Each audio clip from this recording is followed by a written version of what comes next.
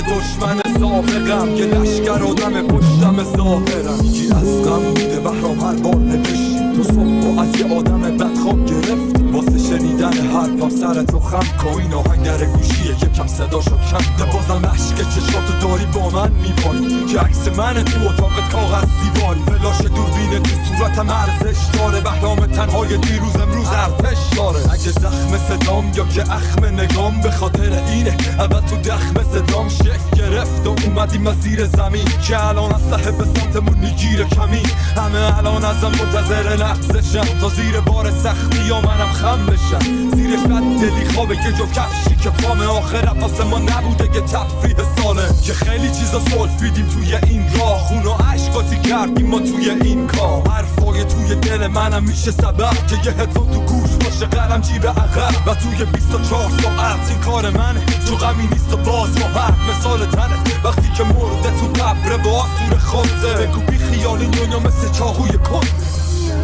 Beni de beni en güzel ateşine söz seninim gelirim en beterine yazlarına kışına talibim ama bir yaz gülü gibi hisli ve ince.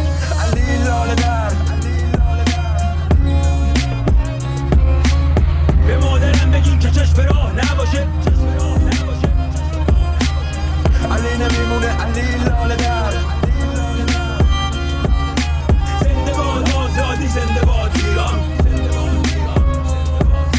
ما ادامه داریم برای امروز برای فردا بدون ترس از بیان ترسا. توان ایستادگی توان فریاد با تمام وجودمون تمام زخما. ما ادامه داریم این یه عهده یه تهدید تصمیم چرخ خشونت یه تسبیح یه واقع است یه تصمیم. چشمی که توی کوچه گم شده بین ما ترک خون خوش شده تا فتح قله های